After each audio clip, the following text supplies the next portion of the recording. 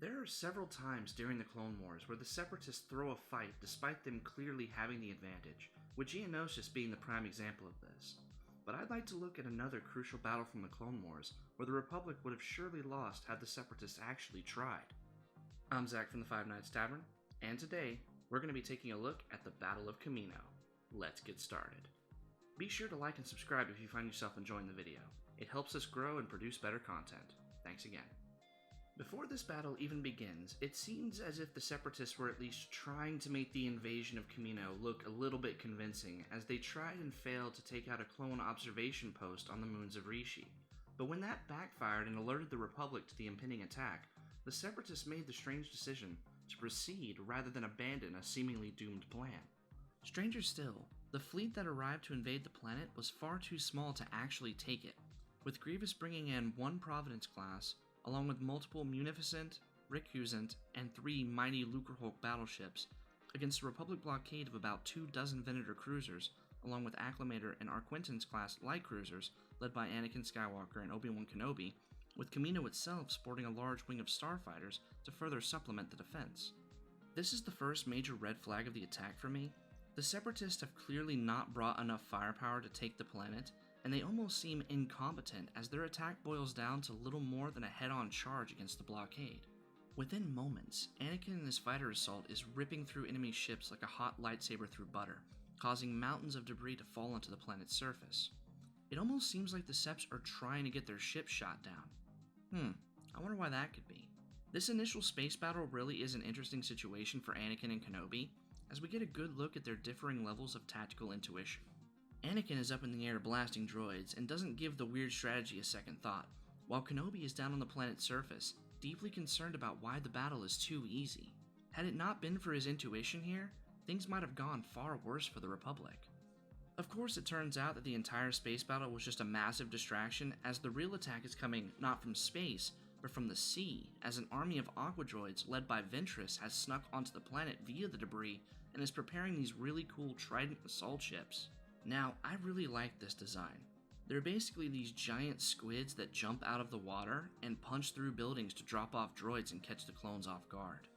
The city is quickly swarmed with droids who proceed to wipe out any and all clone defenders who are in their way, and for a minute here, it really seems like the Republic may lose the battle, and their only means of creating new soldiers. The stakes here are about as high as they can be. If Kamino were to fall, then the Republic would just lose the war. This seems like a pretty strange move at this point, right? We know that the entire war is being orchestrated by Palpatine, and to think that he would ever willingly endanger the army that he needs to not only transition to the Empire, but wipe out all the Jedi as well, just sounds off to me. And of course, it turns out that this surprise attack is yet another ruse to distract the Jedi from the real mission, which was for Ventress to steal the original Jango Fett DNA, for reasons that I'm not entirely sure of at the moment. If anyone knows why the Separatists or Palpatine wanted the clone DNA off of Kamino at this point in the war, please let me know in the comments below. So if we've been keeping score, we've got not one, but 2 distractions going on simultaneously by the Seps, causing massive losses but quickly losing momentum as the Republic begins to spread the droids out thin. While all of this is going on, we have an interesting encounter between Commander Cody, Captain Rex, Echo, Fives, 99, and a handful of cadets as they are trapped inside the barracks with a significant droid force bearing down on them. The group comes up with an interesting plan that I'd like to talk about, as it is both tense and kind of reckless, with my main issue being the cadet surprise attack, as they pop out of these pods and get the drop on the droids from above. Now at first glance, this might seem like a good tactic, but if we really look at this, we find that these cadets are in probably the worst position possible. They're static, unable to move, and are essentially sitting ducks to droid fire, and if this was any other series, those cadets would have been toast. But strangely enough, the cadets seem to just disappear as the focus shifts to Cody, Rex, and the others desperately fighting against the advancing droids. It's like they became ghosts until the fight ended. Now, I would be a fool if I didn't talk about 99. This man is a fan favorite character, and his sacrifice here, although unnecessary, was still powerful to me, and I appreciated how everyone took the time to honor him after the battle. Anything that characterizes the clones, especially in the early seasons of the show, really resonates with me, and 99 was a great way to add some humanity to Fives and Echo throughout their arc so far. The battle itself has of course fully swung in favor of the Republic by now, and the droids are being pushed back, and those awesome Trident transports meet their fate at the hands of some well-placed rocket fire. This is personal for the clones, and watching them fight tooth and nail for their homes is what really brings this whole battle together for me. At the same time, 2 lightsaber duels have broken out between Anakin and Ventress, as well as Obi-Wan and Grievous.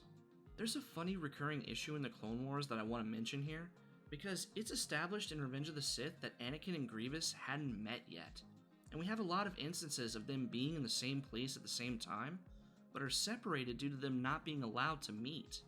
Considering the rivalry between Obi-Wan and Grievous, it almost seems impossible that Anakin would never have bumped into him, but somehow the Clone Wars writers pulled it off.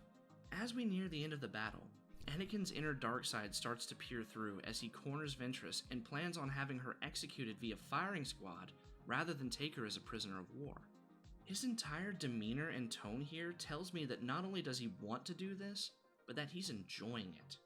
It's a quick scene, but I'm a big sucker for Darkside Anakin in the Clone Wars because it adds to the believability that this man could actually turn to the dark side. The fallout of this battle is also pretty interesting as it shows that no Republic world was safe. Not Kamino, and possibly not even Coruscant. Overall, I think the Battle of Kamino really showed how the Separatists were throwing the war when it really counted. But what do you think? Did you enjoy the battle? And what was your favorite part about it? I'd love to hear your thoughts and comments down below. Be sure to like and subscribe if you enjoyed the video, and as always, cheers.